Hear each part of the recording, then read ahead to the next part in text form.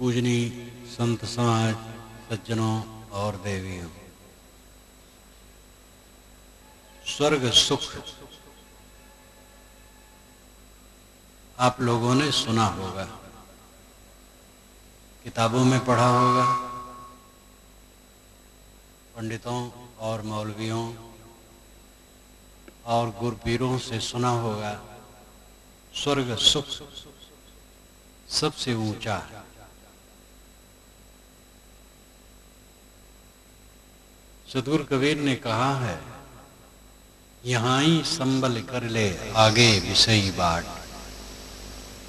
स्वर्ग बिसाहन सब चले जहां बनिया ना हाट।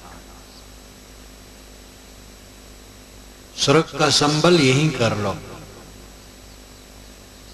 आगे तो विषय बाट है। जहां तक संसार दिखाई देता है, पदार्थों का समूह है, चांद सितारे जहां तक दिखाई देते हैं सब जड़ पदार्थ। स्वर्ग तो धरती पर है जहां प्राणी है। अगर कोई धरती हो वहां प्राणी हो तो वहां भी स्वर्ग हो सकता है, लेकिन उसका पता नहीं। जिसको हम जानते हैं प्राणियों का स्थान वो धरती है, यहां स्वर्ग बनाओ। साहब की एक साखी है, राम बुलावा भेजिया दिया कबीरा रोए, जो सुख साधु संग में सो बैकुंठ न होए। राम ने बुलावा भेजा, राम ने कहो, ईश्वर ने कहो, अल्लाह ने कहो, उसने बुलावा भेजा कि कबीर स्वर्ग में आ जाओ। कबीर साहब कहते मुझे रुलाई आ गई, जो सुख साधु संग में सो बैकुंठ न होए।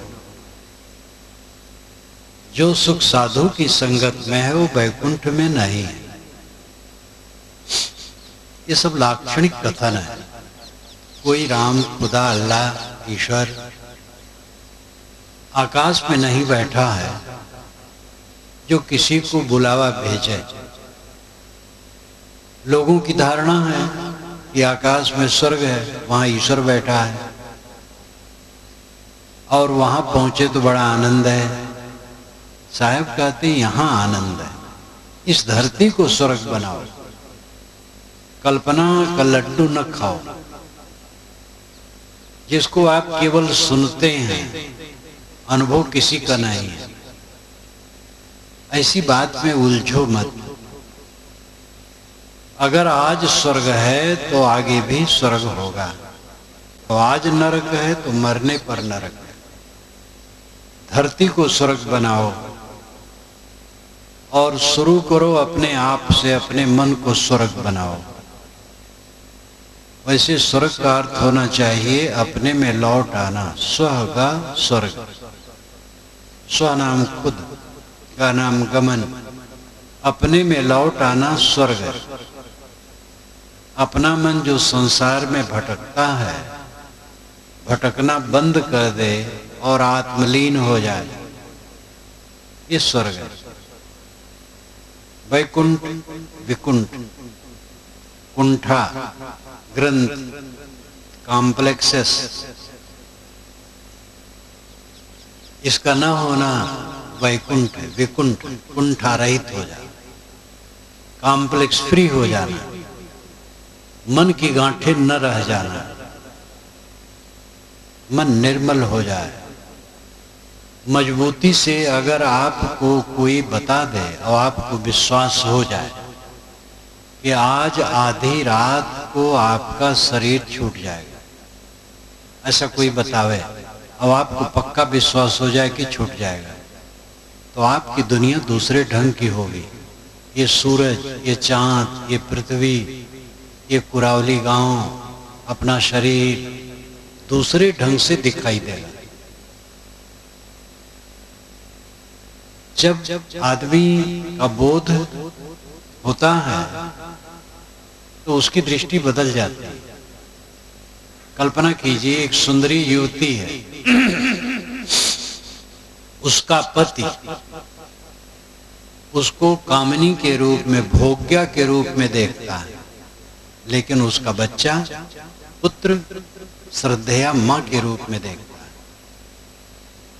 अगर किसी के मन में काम विकार हो और माता सामने आ जाए तो उसका काम विकार ठंडा हो जाएगा, और उसका पिता, उस युवती का पिता उसको पुत्री के रूप में देखता है और सामने आता है तो उसके मन में वात्सल्य भावना उत्पन्न होती है। जब पिता जाता है अपनी पुत्री यहाँ और पुत्री पैर पकड़ करके कहीं विरह भाव में रोने लगती है तो पिता उसके सिर को सहलाता है, उसके गाल को भी सहला सकता है, अपनी पुत्री है, लेकिन इस सब में उसको प्यार होता है पुत्री का। और उसी को एक सिंह देखे तो सुंदर भोजन के रूप में देखेगा, पंजा मारेगा, रक्त पी लेगा और मांस खा लेगा। उसी को एक संत देखे तो या तो मां के रूप में देखेगा या तो मिट्टी के रूप में देखेगा। जैसी दृष्टि वैसी सृष्टि। हमें अपनी दृष्टि बदलना है, बाहर की सृष्टि हम नहीं बदल सकते हैं, अपनी दृष्टि बदलना है। हमारे मन में राग द्वेष है तो संसार कलह का घर दिखाई देता है। हमारे मन में प्रेम है, बस आनंद आनंद है।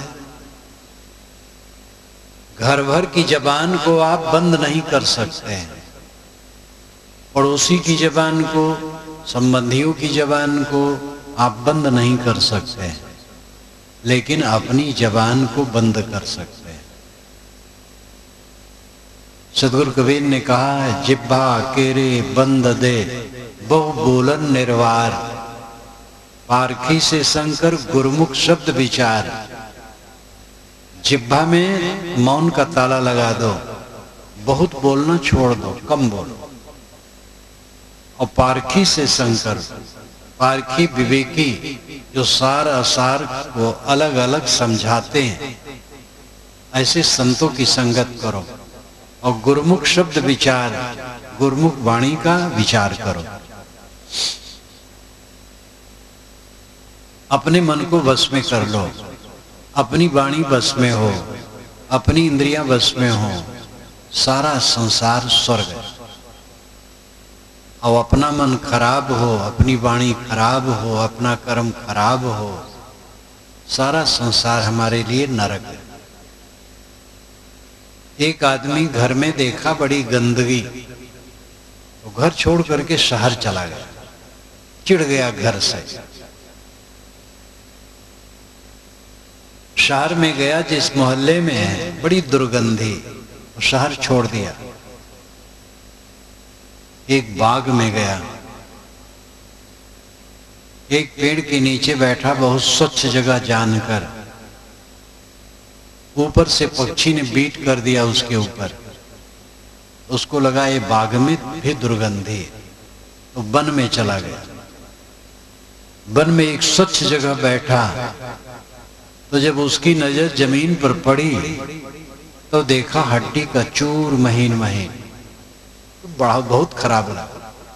तो वहां नदी बहती थी, नदी में उतर गया।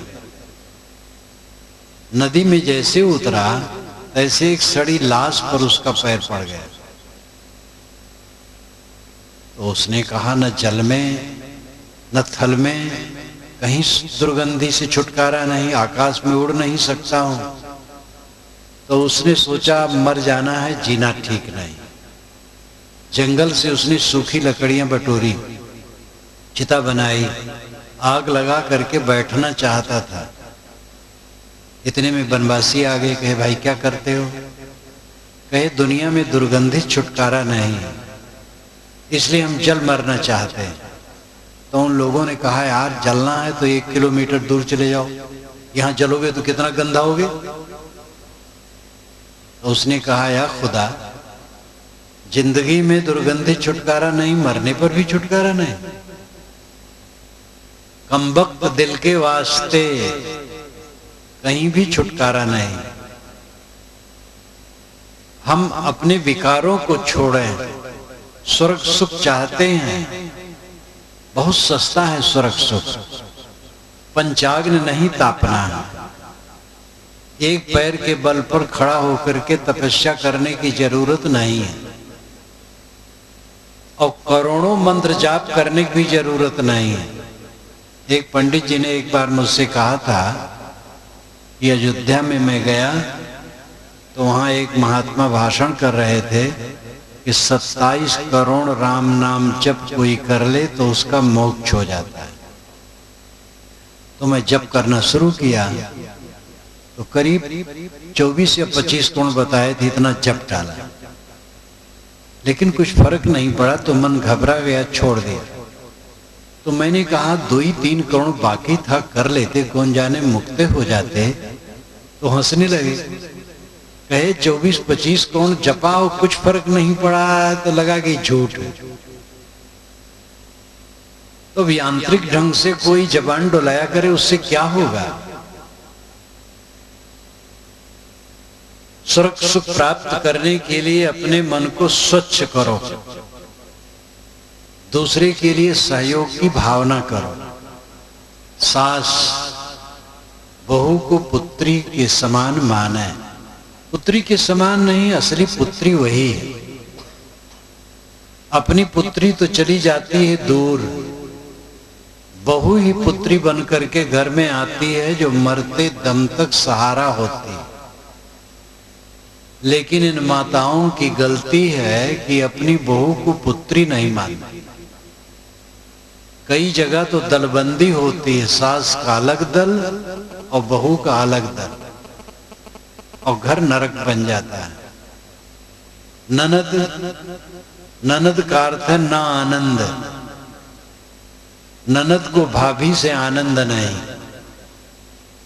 लेकिन ननदे समझ ले जब ससुराल जाएंगे और वे भी भाभी किसी की बनेंगे तो वो ननद उनको दुख देगी। ये दुनिया एक चक्र है, जो करो सो भरो। देवरान जेठान, सास बहू, ननद भावज, पिता पुत्र, भाई भाई, जितना संबंध है, गुरु शिष्य, मधुरता का बर्ताव परस्पर होने से स्वर्ग सुख है। अपने लिए संयम और दूसरे के लिए शील का बर्ताव। कल मैंने कहा था धर्म का यही स्वरूप है। धर्म की व्याख्या बड़ी लंबी लंबी है, लेकिन एक वाक्य में धर्म क्या है? संयम और शील। अपने आप पर संयम और दूसरे के लिए शील।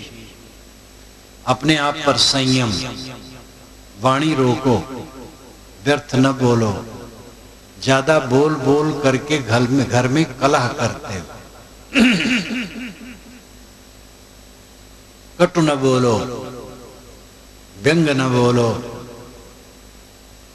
प्रेम का व्यंग जिसमें मिठास हो, हंसी विनोद में, वो तो अच्छा है। कभी कभी विनोद में जो मीठा व्यंग है, जिसमें तकलीफ किसी को नहीं होती और गुदगुदाहट होती है, वो ठीक है। लेकिन किसी को तकलीफ हो ऐसा व्यंग कभी मत कहो। वचन बाण मत मारिए, बर सिर लेओ उतारी। सज्जन दुख अपने सहें, औरों को उपकार। स्वर्ग सुख बहुत सस्ता है। भूख लगने पर सूखी रूखी रोटी मिल जाए और तन ढकने के लिए कुछ कपड़े और सोने की जगह और मन पवित्र हो, बस स्वर्ग सुख। कितना सस्ता है। पेट सबका भरता है, तन पर कपड़े भी सबके हैं, सोने की जगह भी मिलती है। केवल एक खामी है, मन अच्छा नहीं। और मन अच्छा नहीं है तो चाहे सोने चांदी कपड़ा पहनो, क्या होगा? मैंने सुना, बनारस की तरफ मेरा कार्यक्रम था। अब की बार इलाहाबाद में जो अधिवेशन 3 दिन का हुआ, कार्तिक वार पूर्णिमा को अधिवेशन समाप्त होता है। कुवार पूर्णिमा, कुवार शुक्ल त्रयोदशी चतुर्दशी पूर्णिमा, ये 3 दिन का बड़ा अधिवेशन होता है। उसके बाद मेरा कार्यक्रम बाहर शुरू हो जाता है। तो पहला कार्यक्रम मेरा था बनारस के तरफ, तो उधर गया, बनारस से भी लोग आए और ऐसे लोग आए जो कपड़ा बुनने वाले हैं, साड़ियाँ बुनने वाले हैं। मैंने कहा एक साड़ी कितने कितने की होती है? तो कहे साहब अलग अलग है। उन्होंने ऐसी भी साड़ी बताई जो 50,000, 60,000, 1 लाख, 1.5 लाख की भी साड़ी होती है। हमने कहा भैया वो कैसे बनती है? कहे उसमें सोने चांदी के सूत लगते हैं कुछ, और उसमें बहुत चीजें रहती हैं।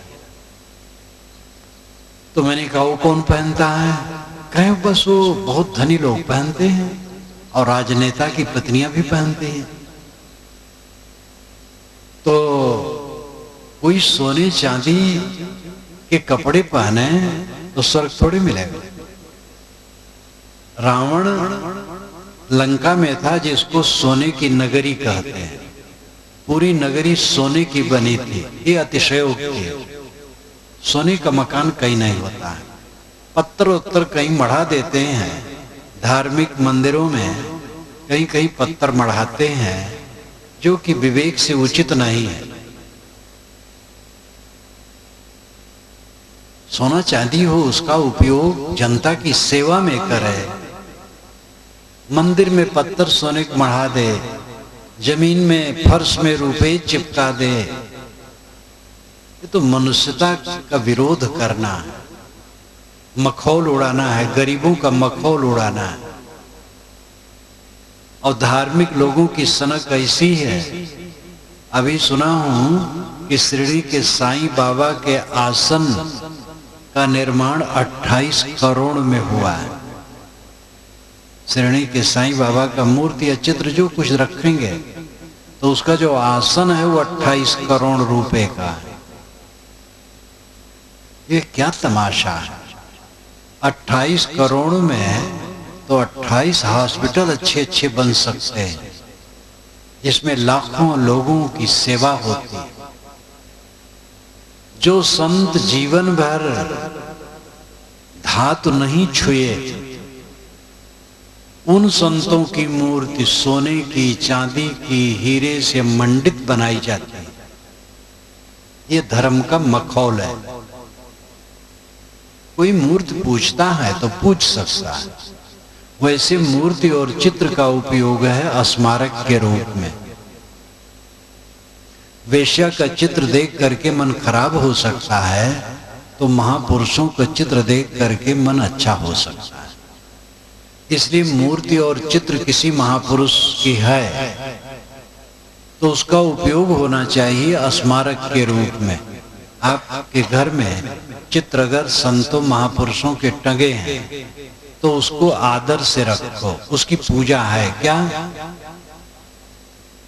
साफ सुथरा रखना। मूर्ति है तो साफ सुथरी रखो, चित्र है तो दीवार में टांग दो, साफ सुथरी रखो, उसके ऊपर और कुछ न टांगो।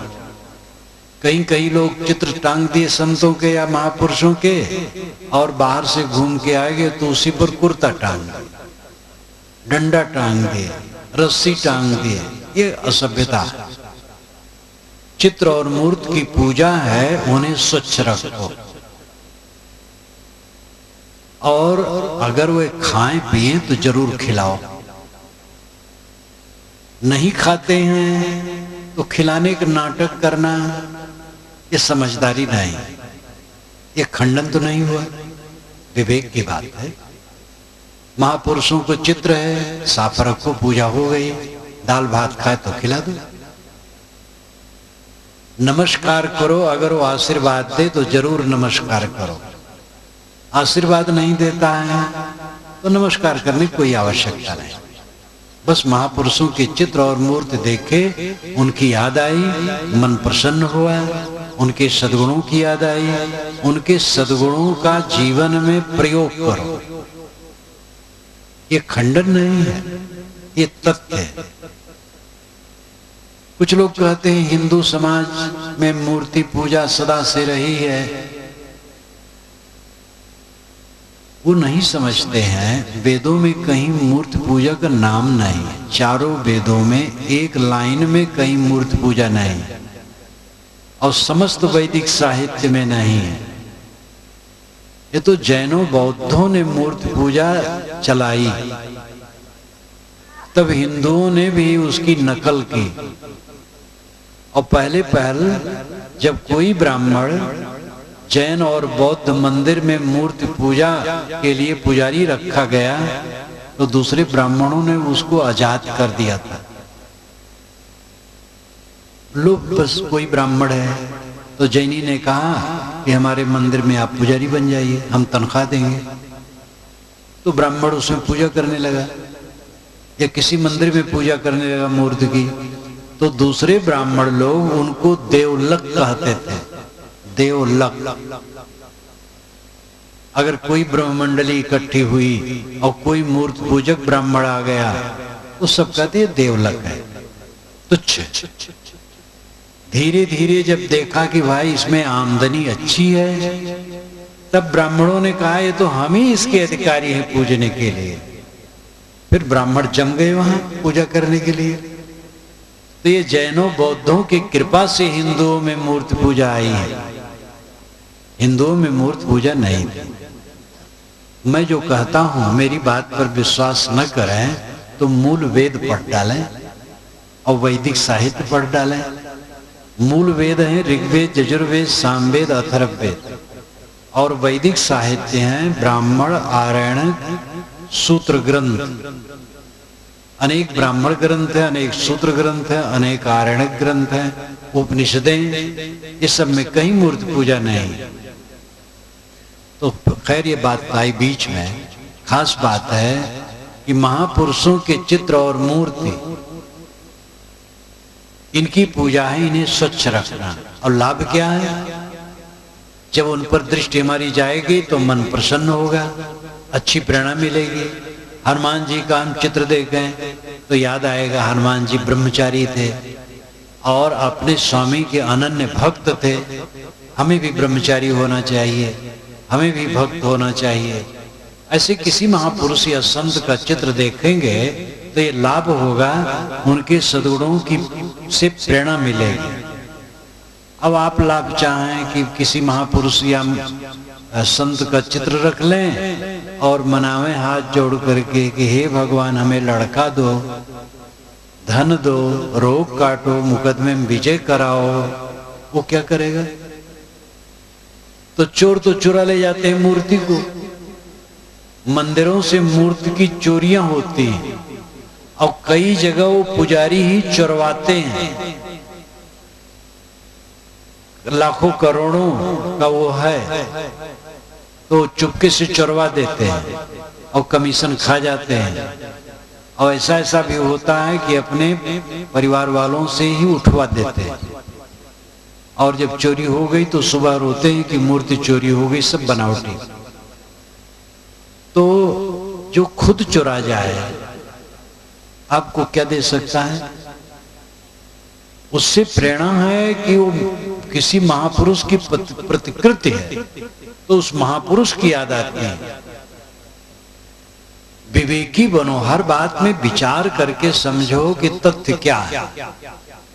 अंधविश्वास में डूबो मत। मैं अपने स्थान पर आऊं, स्वर्ग सुख। स्वर्ग सुख बहुत सस्ता है, महंगा नहीं है, और दुनिया का भोग बहुत महंगा है। आप जितने लोग बैठे सब प्रधानमंत्री होना चाहें तो हो सकते हैं, सब नहीं हो सकते। शायद इसमें कोई ना हो पावे, राष्ट्रपति भी नहीं हो सकते हैं। अरे भाई आप अपने ग्राम के सरपंच भी नहीं हो सकते हैं, सब कोई होगा। 10 तल्ले की बिल्डिंग आप सबके नहीं हो सकती। आपका शरीर सांवला है तो गोरा नहीं हो सकता है, गोरा है तो सांवला नहीं हो सकता है। अगर आप 50 वर्ष के हैं तो 22 वर्ष के नहीं हो सकते हैं। तो दुनिया की चीजें अपने बस में नहीं है। लेकिन मन पवित्र करने का अधिकार सबको है, और मन पवित्र कर लो तो स्वर्ग सुख है। इस धरती को स्वर्ग बनाओ। परमात्मा की लोग भक्ति करते हैं, पूजा करते हैं, मंदिर में, मस्जिद में, गिरजा में प्रार्थना करते हैं, पूजा करते हैं, लेकिन जब दुकान पर बैठते हैं तब बात भूल जाते हैं। जो परमात्मा खाता नहीं है उसको भोग लगाते हैं, और जो परमात्मा खाता है उसकी खुराक छीनते हैं।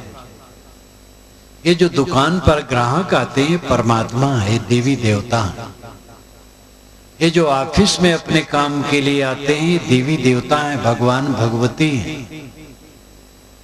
इसलिए क्लर्क और अफसर को चाहिए कि जितने ग्राहक आते हैं काम करवाने के लिए उनका काम करें, उनसे घूस न मांगे। तनख्वाह उनको मिलती है, अपनी तनख्वाह से संतोष रखें। वे स्वयं देखें कि भारत में ऐसे लोग हैं जो बेचारे 1000 रुपया पर महीना भर काम करते हैं, और बहुत हो गया तो 3000 रुपया महीना। और ऐसी भी नौकरी है जिसको स्थिर नौकरी कहते हैं, लेकिन 5000 से अधिक नहीं है, और वो भी गुजर बसर करते हैं। 1000 रुपया महीना वाले भी गुजर बसर करते हैं। आपको तनख्वाह मिलती है, आगे चल करके फंड मिलेगा, पेंशन मिलेगी, तो उससे गुजर कीजिए, घूस क्यों मांगते हैं?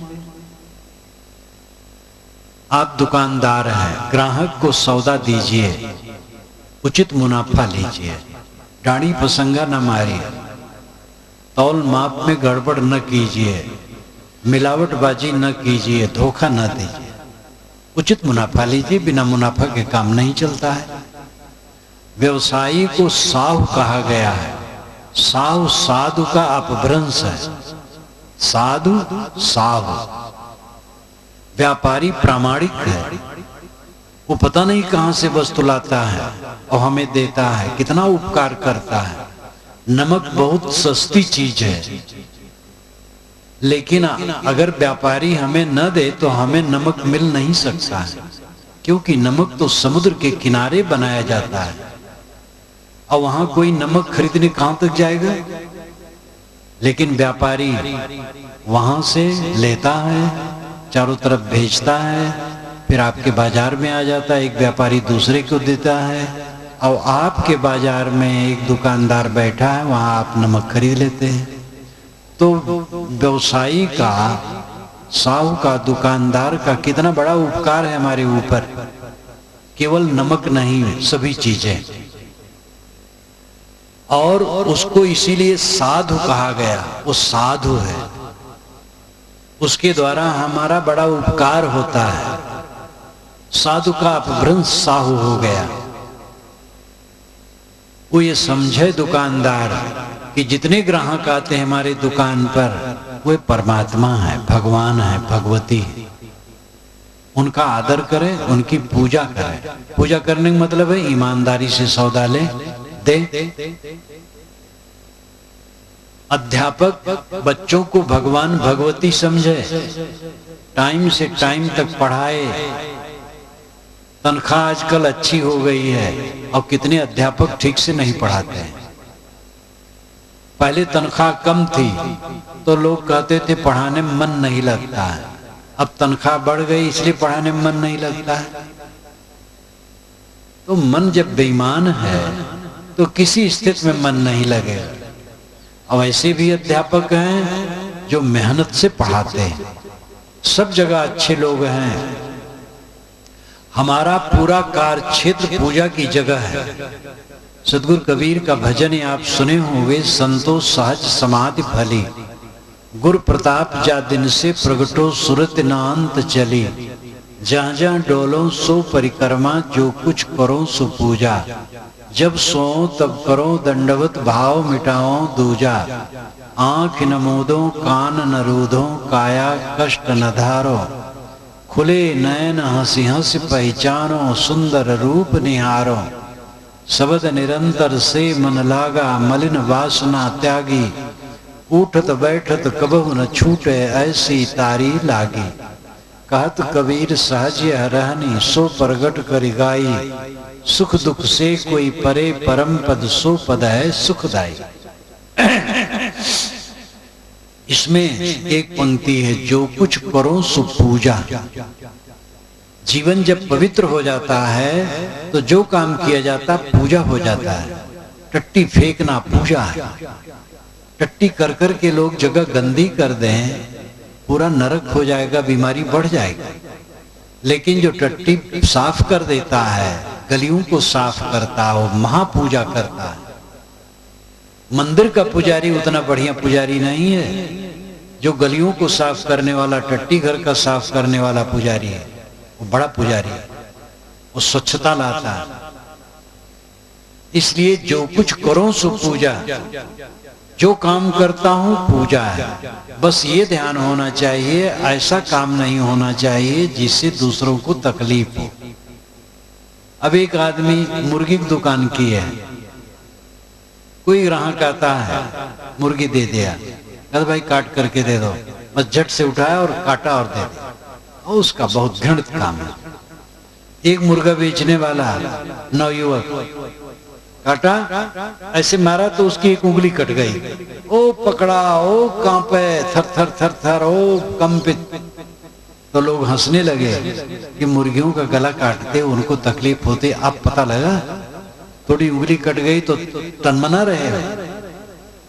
तो हत्या करने वाला काम न करे, शराब बेचने का काम न करे, नशा की चीज बेचने का काम न करे और हत्या का काम न करे, किसी को तकलीफ देने का काम न करे।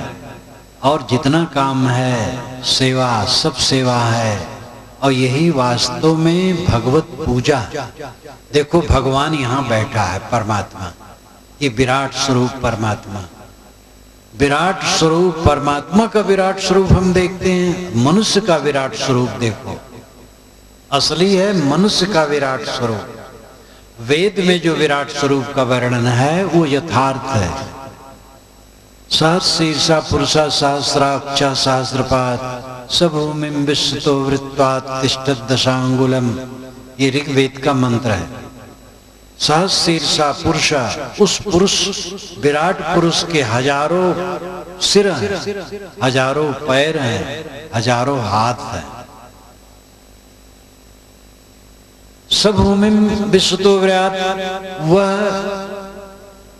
भूमि पर, पृथ्वी पर, विश्वतो नाम सब तरफ से वृत्त घेरे हुए हैं। भूमि पर कहीं भी चले जाओ सब जगह प्राणी मिलेंगे।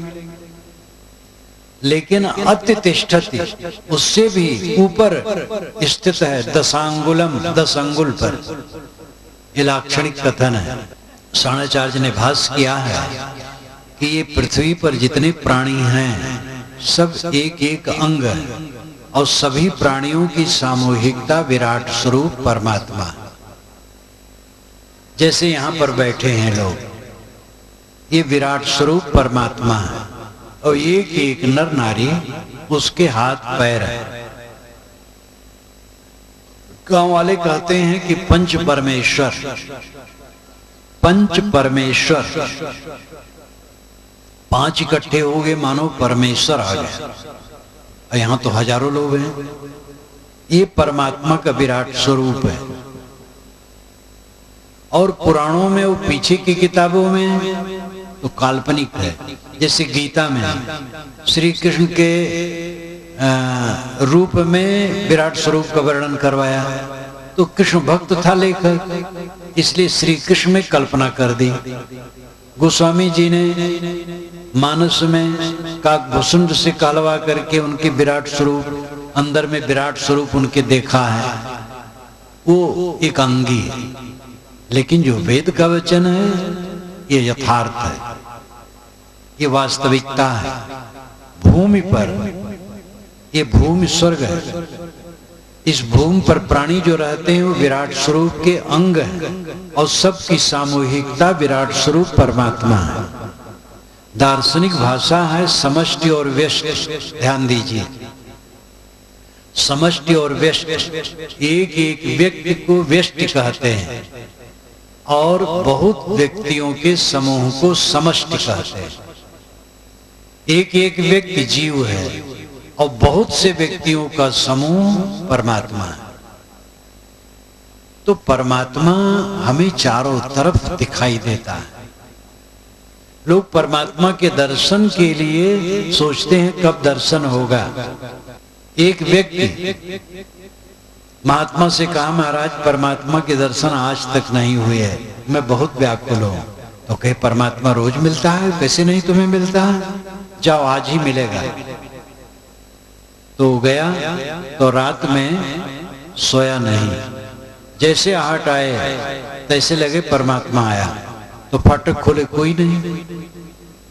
हवा कहीं खड़के हवा से, तो लगे परमात्मा आ गया और कोई परमात्मा नहीं। सुबह का टाइम हुआ 4 बजे का, तो फाटक में खट खट जोर से आवाज आई। तो उसको विश्वास हुआ परमात्मा आ गया। महात्मा ने कहा होगा। फाटक खोला तो एक भैंसा खड़ा था। वो भैंसा अपनी सींग की खुजली को मिटाने के लिए फाटक में खटखट कर रहा था। तो उसको बड़ा गुस्सा आया, उठाया डंडा और पीटा और खदेड़ा। और दिन में गया महात्मा के पास, महाराज आप कहते थे परमात्मा मिलता, कोई नहीं आया। कोई नहीं कैसे आया, कोई नहीं आया। अरे कहे महाराज 4 बजे एक भैंसा आया, तो बड़ा गुस्सा लगा, डंडे से पीट के खदेड़ा। तो उन्होंने कहा, अगर तेरे को भैंसे में परमात्मा नहीं दिखता है तो कहां परमात्मा दिखेगा। हमें प्राणियों में परमात्मा नहीं दिखता है, या तो पत्थर की पिंडियों में दिखता है या आकाश की शून्यता में। ध्यान दीजिए, चारों तरफ भगवान भगवती हैं। कैसे भगवान के दर्शन आप करना चाहते हैं? अगर कहीं हल्ला कर दिया जाए कि सड़क पर परमात्मा अभी आ रहा है 5 मिनट में, तो आप लोग सब भाग खड़े होंगे परमात्मा के दर्शन के लिए। और ये कहा जाए ये सब परमात्मा है, तो आप कहेंगे ये परमात्मा है। ये परमात्मा नहीं। परमात्मा अगर है तो पत्थर की पिंडियों में है, या तो आकाश की शून्यता में है। कुछ लोग पत्थर की पिंडियों के सामने नाक रगड़ते हैं और कुछ लोग आकाश की तरफ हाथ उठा करके पुकारते हैं। न तो आकाश में परमात्मा है, न पत्थर की पिंडियों में। ये प्राणियों में परमात्मा है।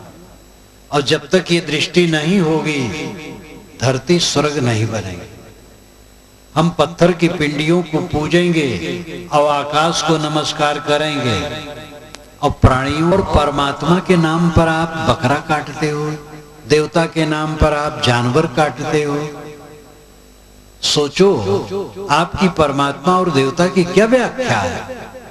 इतना दिन बीत गया पूजा करते करते, आज तक समझ नहीं आई।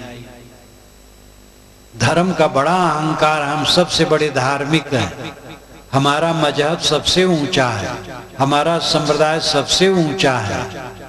और इतनी अकल आज तक नहीं आई कि निरपराध प्राणियों को मारने से दयालु ईश्वर और देवता कैसे खुश हो सकते हैं।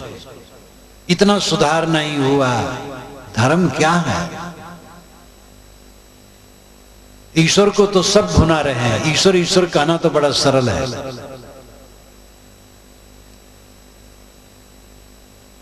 घर का मालिक जब सोने चलता है तो कहता है, हे भगवान अब मैं सोने जा रहा हूं, तू ही रक्षक है।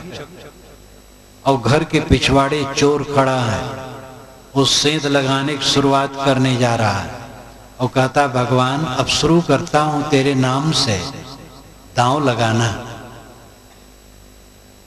दोनों भगवान के भगत हैं। ये भगवान की भक्ति है कि क्या कहा जाए? भगवान और महात्मा और धर्म, ये तीनों के नाम से बड़ा बड़ा अन्याय चलता है, बड़ा बड़ा दुराचार होता है। पूजा की जगह पर एक तरफ भगवान है, एक तरफ दुराचार है। अनेक जगहों में, सब जगह नहीं। ऐसी बात नहीं कि सब जगह दुराचार होता है धर्म की जगह पर। ऐसे भी मंदिर हैं, उपासना स्थल हैं, जहाँ धार्मिक काम होते हैं, पर सेवा होती है। लेकिन धर्म का नाम लेकर के, उपासना स्थल का नाम लेकर के, भगवान का नाम लेकर के, ईश्वर का नाम लेकर के, महात्मा का नाम लेकर के बड़ा बड़ा पाप होता है। ये सब विचारणीय और शोधनीय। किसी भी पूजा और उपासना में एक मक्खी की हत्या नहीं होनी चाहिए, तब वो असली उपासना है।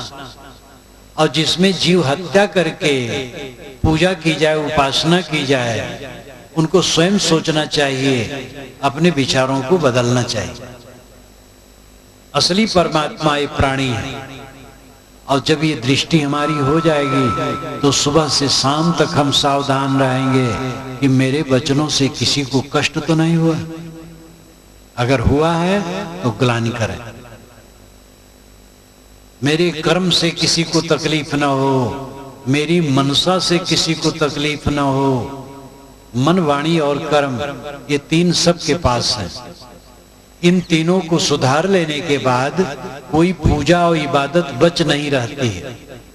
सबसे बड़ी पूजा, सबसे बड़ी इबादत है मन को पवित्र करना, वाणी को पवित्र करना, कर्मों को पवित्र करना। ये तीनों की पवित्रता जब होती है तो जीवन पवित्र हो जाता है। मीठे वचन, सुंदर बर्ताव, आपाधापी खत्म, सहयोग की भावना, घर में जो है मिल बांट करके खाओ। दाल भात रोटी सब्जी, घी मलाई, मेवा मिष्टान है तो ठीक है, उसको ही बांट करके खाओ। और जरा कम खाया करो, ज्यादा ना खाओ। चोक चटकार मिलेगा, ज्यादा खा लोगे तो पेट खराब होगा, ठीक नहीं होगा। और अगर दाल भात रोटी सब्जी ही है, उसके आगे और कुछ नहीं है तो बहुत है। और अगर ऐसा संजोग पड़ा कि दाल भी नहीं है, सब्जी से काम चलाओ, सब्जी भी नहीं है, तो नमक की आदत हम भारतवासियों को ज्यादा है। नमक मिलना चाहिए। भात के साथ नमक हो, रोटी के साथ नमक हो तो बहुत है। भूख लगी हो अगर तो नमक भात मिले तो बहुत है, नमक रोटी मिले तो बहुत है। और फिर दाल सब्जी मिले, घी मेवे मिले तो फिर खा लो। जो प्राप्त हो उतने में संतुष्ट रहो। आपस में छीना झपटी न करो। भाई भाई हैं, कई बहुएं घर में हैं, चालाकी न रखो। एक बहू ऐसी थी कि उसके पति कई भाई थे, तो जब भोजन बनाने की पारी उसकी आई तो अपने पति के थाली में घी डाल देती थी। और भाई लोग जान गए धीरे धीरे। तो एक दिन थाली बदल गई, भूल हो गई। तो दूसरे भाई ने कहा कि भैया तुम्हारी थाली मेरे पास आ गई, ये कितना खराब है। घी है तो सबको दो, एक के थाली में घी ना डालो। हाँ, कोई आवश्यक है, किसी को घी दूध या अमुक चीज देना, उसके लिए जरूरी है, वैद्य ने डॉक्टर ने बताया है तो करना ठीक है। घर में समता भाव से जियो। ये देवियां तो भोजन बनाती हैं, सबको खिलाती हैं, तब खाती हैं। ये तपस्विनी बनाएंगे, सबको खिलाएंगे, तब खाएंगे। अगर कोई ऐसी चीज है कि नहीं बची तो उसमें संतोष कर लेंगे। कुछ देवियां हैं जो बनाती भी रहती हैं, वो खाती भी रहती हैं। ये ठीक नहीं है।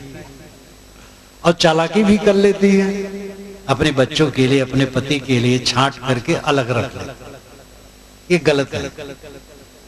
समता, चित्त अशुद्धि का ये लक्षण है।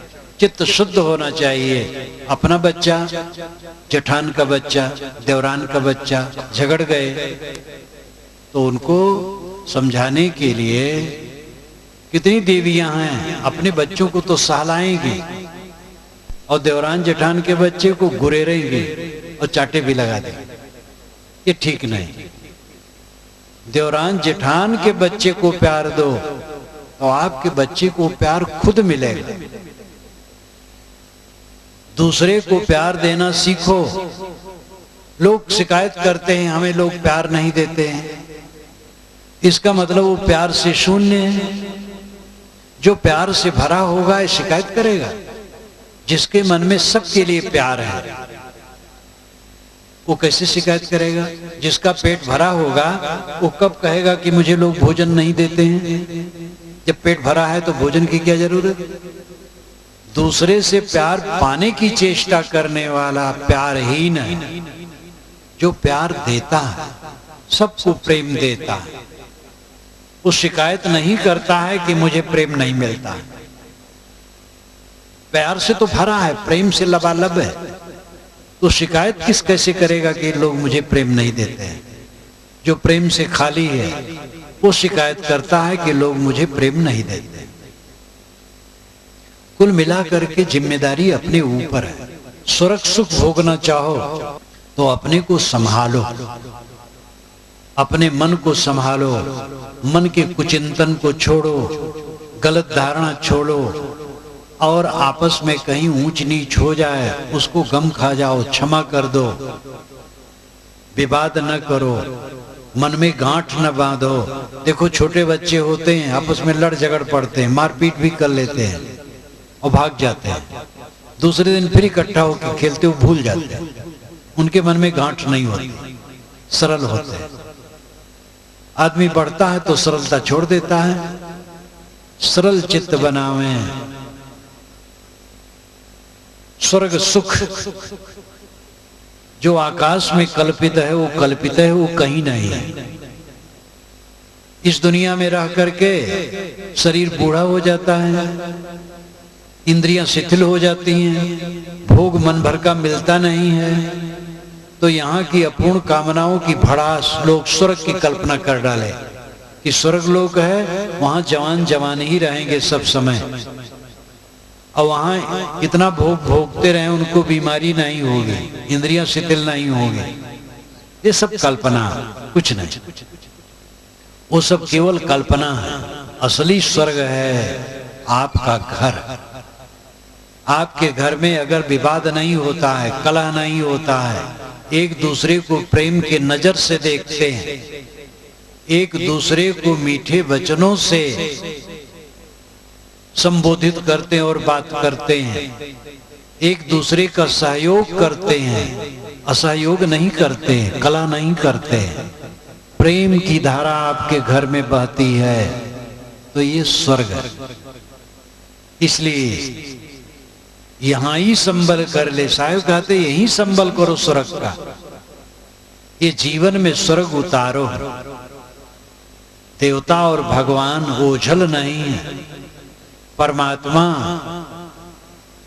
लापता नहीं है, ये घट घट में बैठा परमात्मा है।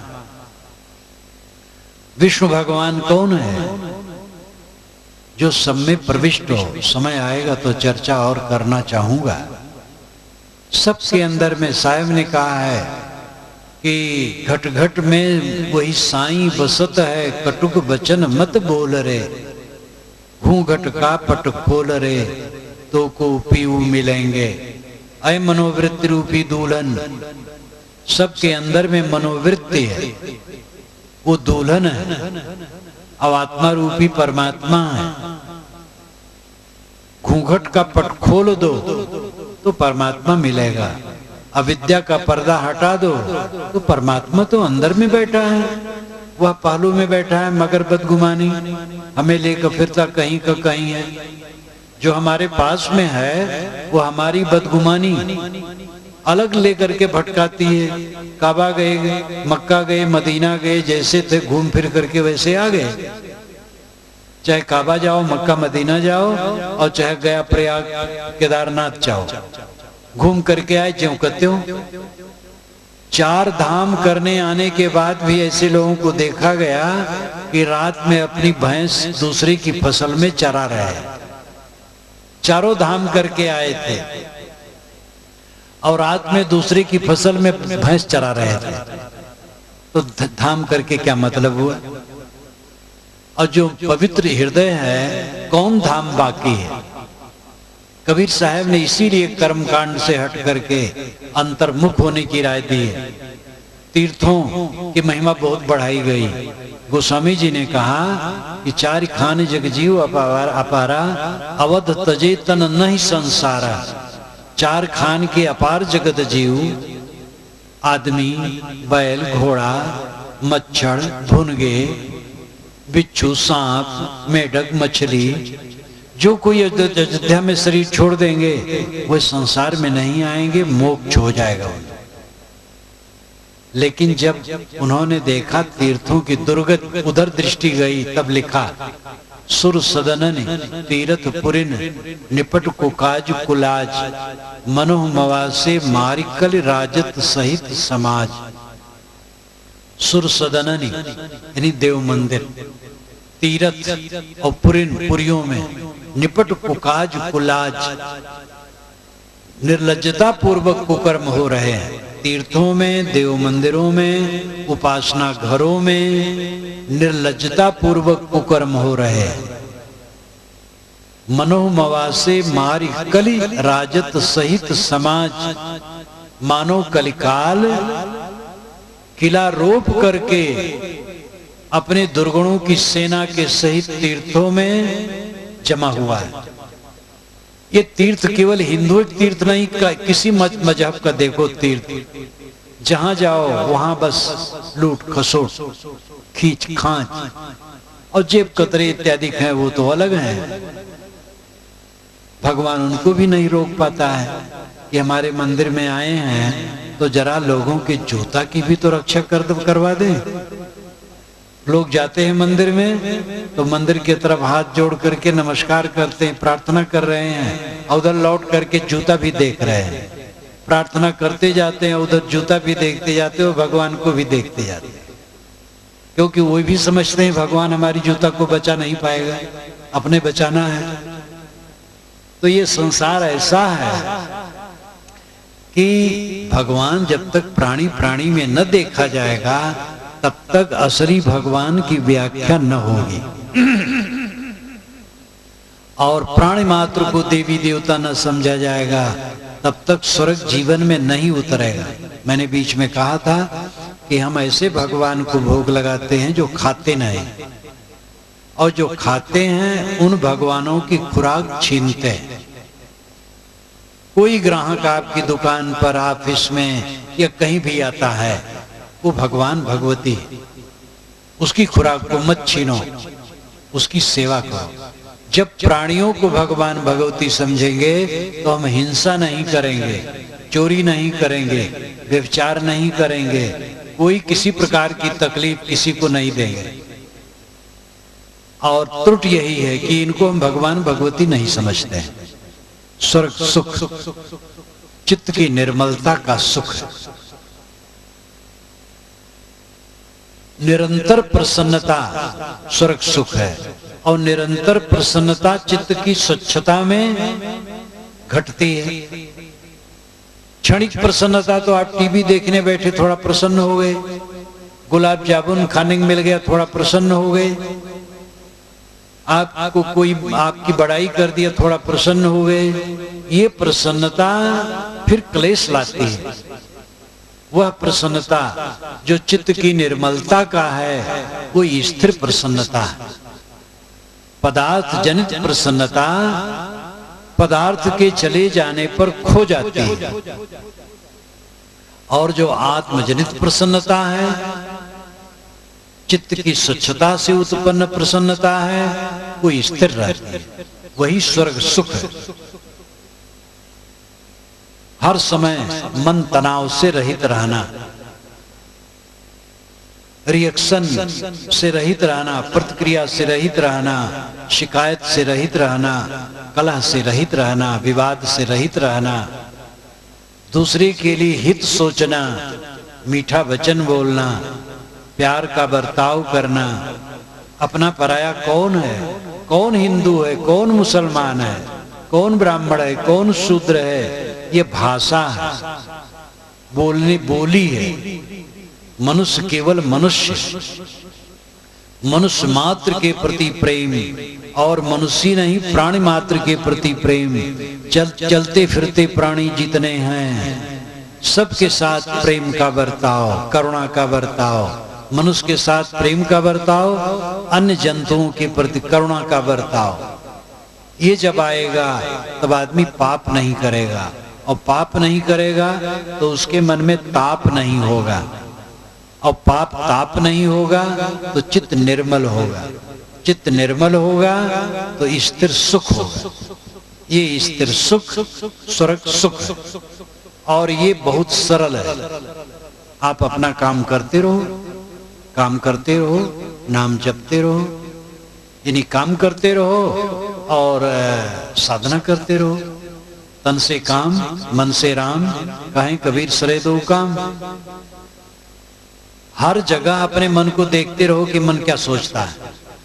चाहे आप पूजा घर में हो, चाहे टट्टी घर में हो, चाहे रसोई घर में हो, चाहे कारखाने में, चाहे दफ्तर में, चाहे दुकान पर, चाहे सड़क पर, कहीं आप हैं, अपने मन को देखते रहें कि मन क्या सोचता है।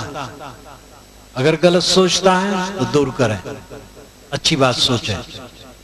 अब निगरानी रखो हमारे मुख से क्या निकल रहा है। सावधान रहो, कटु न निकले, असत्य न निकले, दुखदाई वचन न निकले। अपनी इंद्रियों पर सावधान रहो, खोटे कर्म न होने पाए।